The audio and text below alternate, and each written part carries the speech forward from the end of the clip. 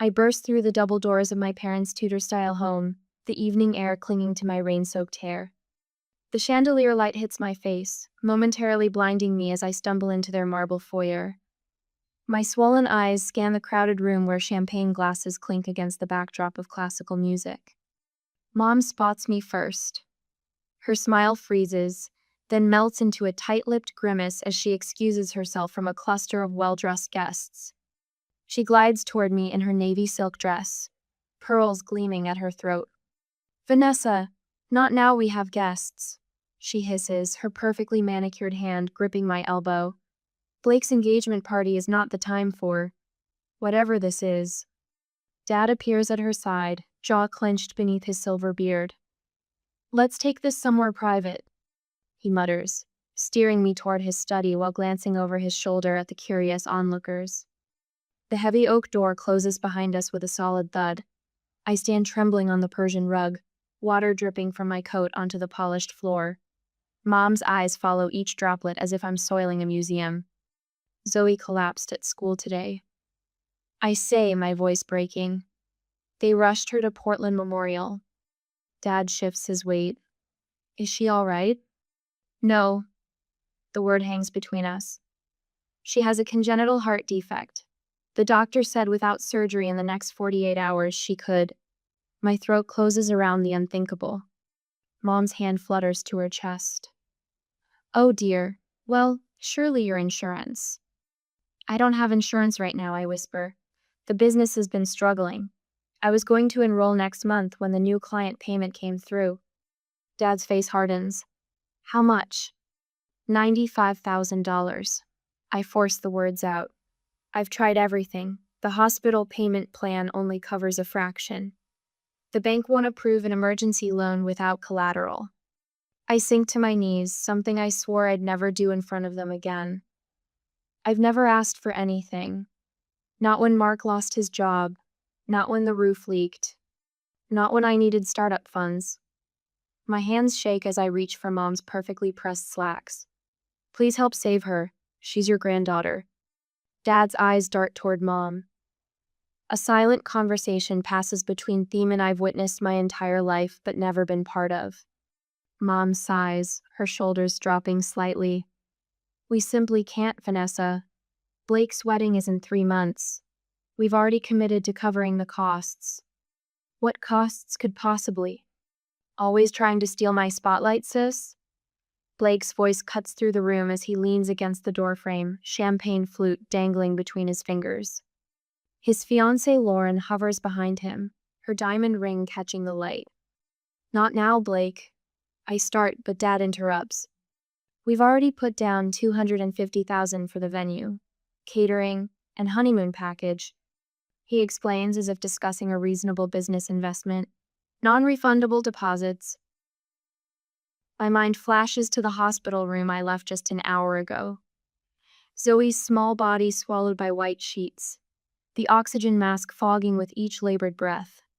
The crayon drawing clutched in her handstick figures labeled Mommy, Daddy, me, Grandma, and Grandpa, Doctor. Levine's compassionate but firm deadline. "We need payment confirmation by tomorrow afternoon to schedule the surgery." I stare at them, these strangers wearing my parents' faces. Dad checks his watch. Through the door, laughter rises from the party. "Maybe you should have planned better," Mom whispers, adjusting her braceletta family heirloom she promised would be mine someday. "There are consequences to poor financial decisions, Vanessa." I rise slowly, something hardening inside me with each passing second. The desperation that carried me here transforms into something colder, sharper. "My daughter might die, and you're worried about a party?" My voice doesn't sound like my own anymore. Blake snorts, swirling his champagne. "Always so dramatic. Get better insurance next time. Some of us have actual plans for our future." My hands tremble as I reach for Mom's wrist. I unfasten the sapphire bracelet, the one Grandma gave her, the one she dangled as a reward for my good behavior throughout childhood. "Take this back," I say, placing it in her palm and closing her fingers around it. "I'll find another way." Dad clears his throat. "Vanessa, be reasonable." I straighten my spine, shoulders back, chin lifted. I've never seen more clearly in my life. Walking through the crowd of whispering guests, I feel their eyes on my back. Someone murmurs, "Poor Gerald and Monica, that must be the troubled daughter." Another replies, "Such a shame, bringing drama to Blakeshall night." The night air hits my face as I step outside, but I don't feel the cold anymore. My phone buzzes with a text from Mark. "Any luck?"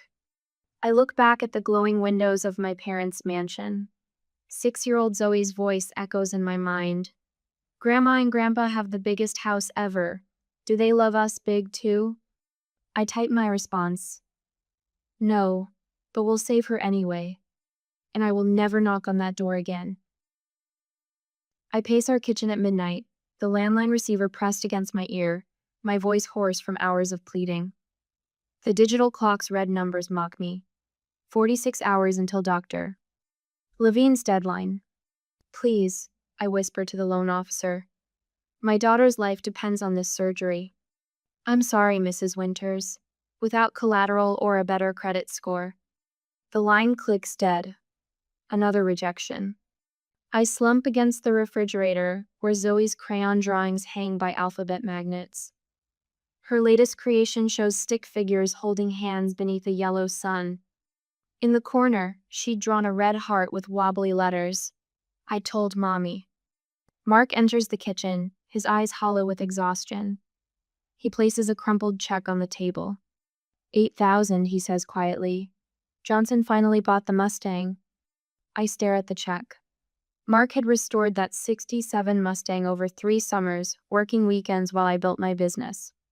His father's birthday gift when he turned 16. "Mark, you loved that car."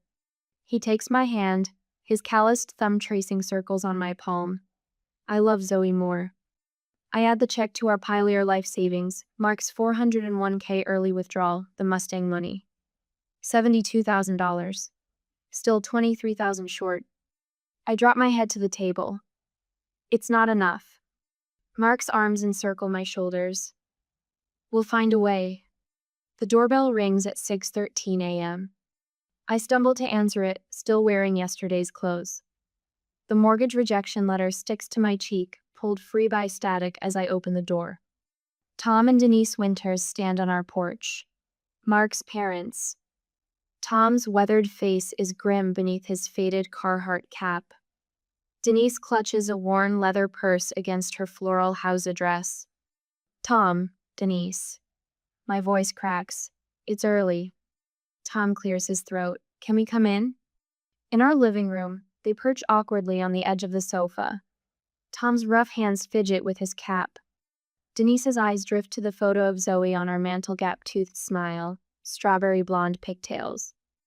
Mark appears from the bedroom, surprise flickering across his face. "Mom? Dad? What are you doing here?" "We heard what happened," Tom says, his gruff voice softening. "Called your cell 3 times. "Battery died," Mark mumbles, running a hand through his disheveled hair. Denise reaches for her purse. "How is our grandbaby?" "Stable," I answer, the medical terminology bitter on my tongue. "For now." Tom shifts, boots scuffing our worn carpet. "We got the cabin in Montana." I blink, confused. The cabin, their retirement dream. A 1-room structure on 5 acres of pine forest that Tom built with his own hands 20 years ago. "What about it?" Mark asks.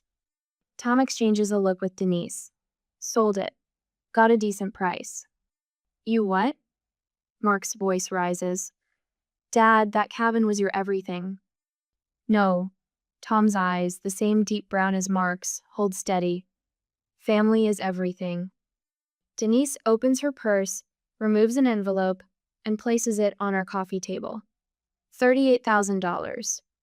The room blurs as tears fill my eyes. I stare at the envelope, unable to move. Mark kneels beside his mother. "We can't take this." "You can and you will," Denise says firmly. "This is what family does." The hospital waiting room smells of antiseptic and burnt coffee. I clutch Zoe's stuffed rabbit, its fur worn thin from years of nighttime cuddles. The surgery began 3 hours ago. Mark's hands tremble as he signs the last of the financial forms. The hospital administrator nods, satisfied with our cobbled-together payment. $72,000 from us. $38,000 from Tom and Denise. Less than 48 hours after my parents refused. Tom and Denise sit across from us, a thermos of homemade soup between them. They've barely spoken since arriving, just settled in for the long wait with quiet determination. Hour 10 passes. Then 12. 14. When Dr. Levine finally emerges, surgical cap still on, my heart stops. His tired eyes crinkle. She's going to make it. My phone buzzes a week later. A text from Blake. Mom wants to know if Zoe survived. Also, you're causing drama at my engagement dinner. I stare at the screen. Another text arrives. Dad told the Hamiltons you were too irresponsible to afford proper insurance. My voicemail icon flashes. Gerald's voice fills my ear. Your actions reflect poorly on this family's reputation. I delete it without listening to the rest. The mail arrives that afternoon. Cream envelope, gold embossing. Blake and Lauren's wedding invitation, addressed only to Vanessa. No mention of Zoe, no mention of Mark. In Zoe's hospital room, Tom sits beside her bed, teaching her to cast an imaginary fishing line. Her IV-bruised arm follows his movements. When you're better, he promises, we'll take you to real water. Zoe giggles. Can I catch a shark? Start with trout, Tom winks. Work your way up. Denise bustles in with another container of homemade stew. She's brought a different meal every day, filling our refrigerator with labeled containers of comfort food. Mark enters behind her, arms full of Zoe's school books. He's been handling childcare, household duties, and supporting my clients while I keep hospital vigil. I watch them, this circle of love around my daughter. No designer clothes or country club memberships. Just steadfast presence when it matters most. The truth settles in my chest. Blood doesn't make family. Love does. Between Zoe's treatments, I sketch new designs at her bedside. My employees drop by with meals and updates on projects they've covered in my absence. Clients send flowers. Neighbors organize meal trains. Mark's coworkers donate vacation days so he can stay home longer. This small community wraps around us like a protective shield. I record each kindness in Zoe's journal, proof that goodness exists beyond the walls of my parents' mansion. As Zoe sleeps, I make a promise to myself. I will never be vulnerable like this again. Not financially, not emotionally. And when I rise from these ashes, I'll remember who was there to fan the flames of hope and who left us to burn. The desk lamp casts a halo around my sketches as midnight creeps toward 1. My eyes burn. 3 cups of cold coffee form a half moon around my workspace, casualties of concentration. Through the doorway, Zoe sleeps on the pull-out couch, her small chest rising and falling beneath her favorite Wonder Woman pajamasa gift from Tom after her surgery 4 months ago. I stretch my cramping fingers and glance at the wall calendar, red X's marching across the days. Mortgage payment, 2 weeks overdue. Electric bill. Final notice. Design supplies. Charged to the credit card already maxed from hospital copays. But we're still here. Still fighting. The scar on Zoe's chest has faded from angry red to pale pink. Her laughter fills our apartment again. The nightmares about beeping monitors and oxygen masks have mostly stopped for her anyway. On the drafting table, my designs for the Westbrook Hotel's pitch swim before my tired eyes. Local boutique chain, 7 locations, complete interior redesign. Budget, $1.8 million. Competition. 3 established firms with impressive portfolios and actual offices, not kitchen tables doubling as workspaces. My phone buzzes. Mark's text reads, "Don't stay up all night. They'd be crazy not to pick you." I almost believe him. "You look like you need this more than me," Denise says, pressing a travel mug of coffee into my hands the next morning. She and Tom arrived at dawn, ready for grandparent duty while I prepare for the biggest pitch of my career. Tom's already on the floor with Zoe, helping her build a fort from couch cushions. His arthritis must be screaming, but he'd never say a word. What if I blow this? I whisper to Denise, my voice catching. Her weathered hands frame my face. Then you'll find another opportunity, but you won't blow it. She straightens my blazer collar. You remind me of the dogwood outside our first house. Storm knocked it sideways, but it grew back stronger. Different angle, but even more beautiful. Tom looks up from the fort. Knock 'em dead, kiddo. Zoe races over, wrapping herself around my legs. Make pretty buildings, Mommy. I drop to one knee, holding her small shoulders. I'll be back before dinner. Grandpa's making his famous sketty, she says, with solemn importance. I kiss her forehead, breathe in her little girl scent of strawberry shampoo and Play-Doh, and stand to face the day. The Westbrook Hotel's conference room intimidates with its wall of windows overlooking downtown Portland. 5 executives in tailored suits examine my modest portfolio while I set up my presentation. My hands tremble slightly as I arrange material samples on the gleaming table. Miss Winters, the CEO begins. Your firm is considerably smaller than the others we're considering. He glances at my proposal. In fact, I'm not seeing evidence of a firm at all. Just you? The room chills by 10 degrees. I force myself to meet his eyes. Currently, yes, but that's about to change. A skeptical silence settles over the room. I take a deep breath and begin. Hotels aren't just places to sleep, I say, unveiling my concept boards. They're where people shelter during life's biggest moments, the first night of honeymoons, family reunions, business triumphs, sometimes even grief. The marketing director's phone vibrates. She glances at it, dismisses the notification. I continue despite the sinking feeling in my stomach. The difference between a forgettable stay and a memorable one isn't thread count or lobby size. It's whether a space feels like it was created for humans or for photographs. I reveal my designs, room-by-room spaces with secret reading nooks, family suites with thoughtful touches for kids, business rooms with adjustable lighting that combats time zone fatigue. The financial officer checks his watch. Time for my final play. I pull out photos of Tom and Denise's cabin before and after my redesign. Last year, my in-laws sold their cabin to help pay for my daughter's heart surgery after my parents refused to help. When my daughter recovered, I redesigned their new place as thanks. The room stills. Even the financial officer looks up. I didn't just replace what they lost. I built what they deserve at a space that honors who they are. I gesture to the details, the custom fishing rod storage, the kitchen island sized for Denise's pie making, the window seat perfectly angled for Tom's bird watching. That's what I do. I create spaces that remember the humans who inhabit them. The CEO leans forward. Why do you deserve this contract, Miss Winters? The question hangs in the air. I think of Zoe in her hospital bed, of Tom with cushion forts, of Mark selling his vintage Mustang without hesitation. Because I've learned what matters, I answer simply, and it's not what most people think. The notification chimes while I'm washing dinner dishes 3 days later. Mark stops mid-sentence, watching my face as I check my phone. Westbrook Hotels is pleased to inform you. Accepted your proposal. Contract delivery tomorrow. $1.8 million initial phase. The phone slips from my fingers. Mark catches it, reads the screen, and lets out a whoop that brings Zoe running from her bedroom. He lifts me off my feet, spinning me in circles while I sob and laugh simultaneously. Zoe dances around us, caught in our jubilation, without understanding its source.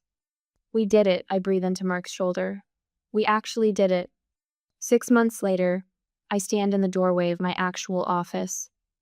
Not a corner of the living room, not a borrowed desk in someone else's building.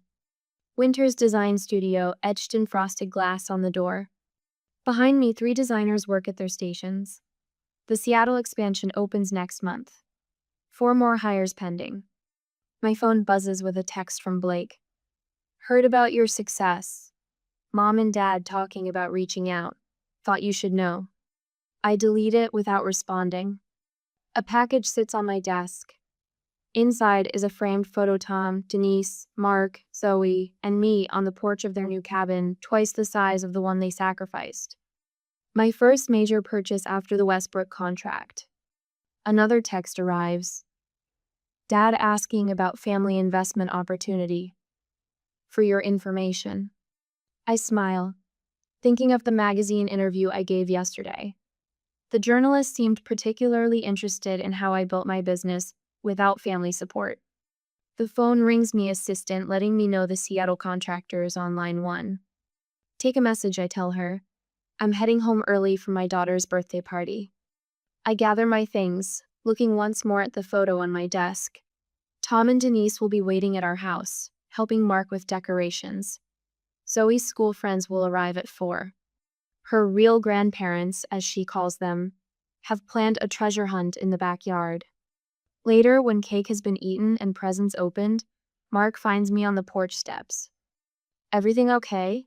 He asks, settling beside me. I look at our home, filled with laughter and light, at the people who showed up when it mattered most. We built this together, I tell him, taking his hand. All of us. My phone buzzes against the marble countertop of my kitchen. A notification from LinkedIn. I swipe it open, then freeze. There it is, my face staring back at me from the digital cover of Entrepreneur magazine. The headline reads, Rising from the Ashes, How Tragedy Sparked a Design Revolution. The knot in my stomach tightens, then releases. 3 years of work, blood, and tears captured in a single glossy image. Mark comes up behind me, his hands warm on my shoulders. It's real, he whispers. It's real, I echo, my voice catching. I scroll down to the pull quote they've highlighted in bold. My own parents let my daughter suffer for a party. That's when I realized blood doesn't define family. The truth sits there, undisguised and raw. The words I spoke during the interview without flinching. No pseudonyms, no vague references. Just the unvarnished reality of that rainy night when my parents chose Blake's wedding over Zoe's life. Any regrets? Mark asks, his thumb tracing circles on my shoulder blade. Not one. By afternoon, my phone won't stop ringing. The article has been shared over 20,000 times. Business influencers I've admired for years are praising my integrity in the face of impossible choices. 3 podcast invitations arrive before lunch. Mom, why is your picture everywhere? Zoe asks, her small finger pointing at my laptop screen where another share notification pops up. I lift her onto my lap, her healthy heart beating against mine. Remember how I told you that sometimes stories help other people feel brave? She nods, solemn. At 9, she understands more than I sometimes wish she did. Well, I told our story. The first hint of fallout comes from an unexpected source, Elaine Withers, who sits on the same charity board as Monica. She calls me directly. I don't know if I should tell you this, she starts, voice lowered as if someone might overhear. The Palmers didn't come to the spring fundraiser. Gerald claims they had another engagement, but Elizabeth saw them pull up to the country club, then turn around and leave when they spotted the Hendersons. I say nothing, letting her continue. Rumor has it their furniture store has lost 3 corporate accounts in the last month. People talk, Vanessa, and after that article, I thank her for the call, keeping my voice neutral. But after hanging up, I don't feel the rush of satisfaction I'd imagined. Just a hollow sort of completion, like turning the final page of a book you've waited years to finish. A text from Lauren, Blake's wife of 2 years, arrives next. Just read your story. Blake never told me. Is it really true? 2 days later, while reviewing blueprints for our Denver expansion, my assistant interrupts with news from Mark's cousin who works at Blake's firm. He didn't get the promotion, she says, eyes wide. Apparently his boss read the article and questioned his character and judgment. Blake threw a fit, accused you of sabotaging him. I look around my growing office, a team of 16 designers working at their stations, the wall of awards for our healthcare facility designs, the framed mission statement about creating spaces that heal. None of this built on vengeance. all of it constructed on the foundation that crisis revealed. By summer, our company opens offices in Denver and San Diego. The feature on Good Morning America focuses not on family drama, but on our commitment to hiring single parents and providing full health care from day one of employment. Your health insurance policy costs more than industry standard, the interviewer points out. Doesn't that cut into your profits? I think of Zoe's scar, a thin white line down her chest. Some costs are investments, not expenses. The Heart Foundation's first fundraiser raises enough for 12 children's surgeries. Tom gives a tearful speech about second chances, his weathered hands gripping the podium. Denise snaps photos of everything, her pride radiating brighter than the ballroom chandeliers. Our new home sits on 3 acres just outside the city. 6 bedrooms, a studio for my design work, and an east wing built specifically for Tom and Denise. The moving trucks have barely left when Zoe races through the house, discovering each new room with gasps and giggles. I get to see Grandma and Grandpa every day, she shouts, running back to hug Tom's legs as he arranges books on a shelf. Mark watches from the doorway, arms crossed, eyes soft. Later, he finds me on the back porch and hands me a glass of wine. You built this, he says simply. All of it. We built it, I correct him, leaning into his solid presence.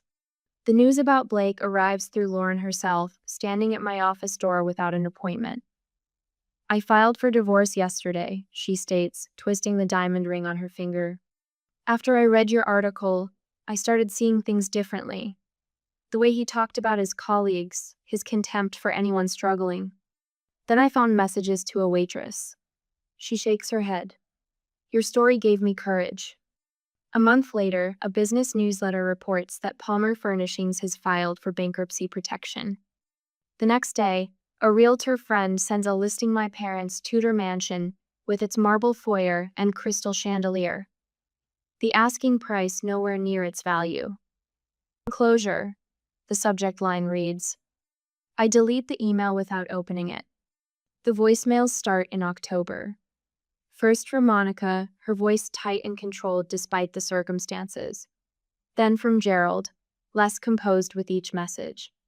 I listen to each one once, then erase them, watching the notifications disappear one by one.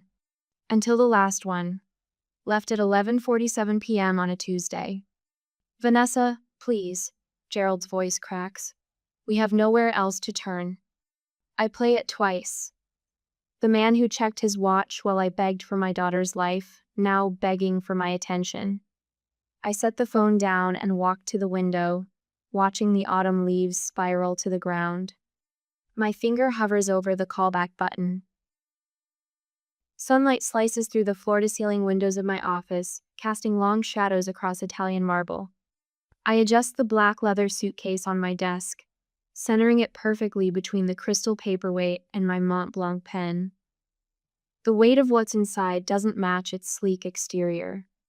Miss Winters? My assistant's voice breaks through the intercom. Your parents have arrived. Send them in. My voice sounds steadier than I feel. The double doors open, and I barely recognize the 2 people who enter. Dad's silver hair has thinned, his shoulders stooped beneath his discount department store blazer. Mom clutches her knockoff handbag, her once perfect makeup applied with a shaky hand. Their eyes dart around my office, taking in the minimalist furniture, the views of downtown Portland, the evidence of everything they're not anymore. Thank you for seeing us, Vanessa. Dad attempts his boardroom voice, but it cracks around the edges. You've done quite well for yourself. Mom nods too quickly. The magazine features. Lovely. I gesture to the chairs across from my desk. They sit in unison, the choreography of the desperate. Dad clears his throat, leaning forward with hands clasped, the same posture he used when negotiating with suppliers. Family should stick together in difficult times. We're in trouble, sweetheart. Mom's voice wavers. The bank is foreclosing on the house. We owe almost $160,000. The economy hasn't been kind to traditional furniture stores. Dad's eyes fix on a point just past my shoulder. Online retailers have changed everything. Your success is remarkable, Mom adds, forcing brightness into her tone. We always knew you had potential. The rehearsed compliment hangs between us. If you had just explained how serious Zoe's condition was, Dad says, his voice dropping to a conspiratorial whisper, we might have understood better. It happened so fast, and with Blake's engagement that night. My gaze shifts to the framed photographs on my desk. Zoe in her hospital bed, small fingers clutching the stuffed rabbit Tom gave her. The heart monitor tracker still visible on her tiny wrist. Another frame holds Tom and Denise at Zoe's kindergarten graduation, their weathered faces beaming. Beyond them stand 3 Crystal Awards from the Children's Heart Foundation I established last year. 3 years, 2 months, and 14 days, I say. They exchange glances. That's how long it's been since the night of Blake's engagement party. Dad shifts in his seat. Vanessa. It was raining. I came to you soaking wet. My shoes squeaked on your marble floor. My voice remains calm, factual. Mom, you said, we simply can't, Vanessa. Blake's wedding is in 3 months. Her face pales. I don't think those were my exact. Dad, you explained that you'd already spent $250,000 on Blake's wedding. Non-refundable deposits. His jaw tightens. Now that's not. I reach for my phone, tapping the screen before setting it on the desk. Gerald's voice fills the room. Vanessa, your irresponsible financial decisions aren't our problem. Blake manages his money properly. Perhaps you should take notes instead of asking for handouts. It reflects poorly on this family's reputation. The recording ends. Silence stretches between us. Did you ever once visit Zoe in the hospital? I ask. Mom's eyes drop to her lap. Dad's throat works soundlessly. Mark's parents sold their cabin, their retirement dream, to help save their granddaughter. Tom sat in that waiting room for 14 hours straight. Denise learned to change Zoe's bandages and monitor her medication. They showed up. I stand, my palms flat against the cool surface of my desk. Do you know what Zoe asked me after she recovered? Why don't Grandma and Grandpa love me like Grandma Denise and Grandpa Tom? Mom's mascara smears as tears track down her cheeks. With steady hands, I slide the suitcase across the desk toward them. Take it, I say, and leave. From this moment on, I'm no longer your daughter. Dad's fingers tremble as he unlatches the case. Inside, neatly stacked bills fill every corner. $160,000, I tell them. Exactly what you need, not a penny more. Vanessa, Mom starts. This isn't forgiveness, I cut her off. It's freedom. Mine. They stand slowly, Dad clutching the suitcase like a life preserver. Their reflections distort in the polished marble as they walk to the door, shoulders bent with the weight of their shame. When the doors close behind them, I remain standing until the sun dips below the skyline, painting my office in amber and shadow. My fingers brush across Zoe's photo, then Tom and Denise's. For years I carried the weight of their rejection like stones in my pockets, dragging me under. Not anymore. It's finally over, I whisper to the empty room. And for the first time since that rainy night, I feel the truth of those words in my bones. Not a weight lifts, a chain breaks. I watch Tom flip burgers on the grill, his weathered hands guiding Zoe's smaller ones on the spatula. She squeals with delight as flames leap up when the patty turns. That's it, kiddo. You've got the touch, he says, ruffling her hair. The late afternoon sun spills across our backyard, casting long shadows over the picnic table where Denise and Mark arrange plates, napkins, and condiments with easy familiarity. Their laughter carries across the lawn, a soundtrack I once thought belonged only in movies about other people's lives. Mom, Grandpa says I'm the best burger flipper in 3 states, Zoe calls out, her voice strong and clear, no trace of the fragile whisper that haunted hospital corridors 2 years ago. Only 3? I call back, reaching for the lemonade pitcher. I'd say at least 5. Mark catches my eye across the yard and winks. The smile lines around his eyes deepen, telling a story of weathered storms and unexpected sunshine. The garden gate swings open as the neighbors arrive with a homemade apple pie. Our small gathering swells with voices and movement chosen family, expanding in concentric circles of warmth. Later, while Tom serves ice cream, Zoe tugs at my sleeve. She thrusts a paper into my hands, crayon colors bright against the white background. "I made us," she announces. 5 figures stand hand in hand beneath the yellow sun. Mark me, Zoe in the middle, Tom and Denise flanking us. Each face bears a wide rainbow smile. "It's beautiful, sweetheart." My finger traces the drawing. Zoe's brow furrows. "Lily at school has 2 grandmas and 2 grandpas. How come I only have 1 set?" The question catches in my throat. I kneel to your eyes, those eyes so like mine. "Family isn't always about who shares your blood," I say, choosing words with the care of someone who knows their weight. "Sometimes it's about who chooses to love you no matter what." Her 7-year-old wisdom considers this. Like how Grandpa Tom taught me to fish in my hospital bed. Exactly like that. She nods, satisfied, and runs off to help Denise serve pie. Mark hands me an envelope that arrived in today's mail. Lauren's return address surprises me. Inside, a card thanks me for the foundation grant funding her new therapy practice. She mentions Blake struggling but finally facing his mistakes. My parents live in a small apartment now, their mansion long gone. The mention stirs nothing in me, neither satisfaction nor sorrow. I watch my company's summer picnic set up in the park across the street, 50 employees and their families gathering under banners announcing full healthcare coverage for all. 3 scholarship recipients from our design program help arrange tables. Their backgrounds mirror my own struggle, but their futures hold more promise. From the porch steps, I observe Zoe at the piano Tom bought her last Christmas. Her fingers, once tethered to ivy lines, now dance across keys. The heart monitor that once tracked her survival sits in a memory box upstairs, a reminder of what almost was and what is. My gratitude journal lies open beside me. Today's entry simply reads, "I have everything that matters." Golden light bathes all of us as the sun begins its descent, not the cold gleam of wealth, but the warm glow of enoughness. I once thought revenge would feel like victory the moment my parents realized what they'd lost. But true peace came from building something meaningful instead of destroying what hurt me. The greatest revenge wasn't in their downfall, but in creating happiness they couldn't touch. My gaze sweeps over a mismatched, perfectly complete circle. Family isn't who owes you. It's who shows up.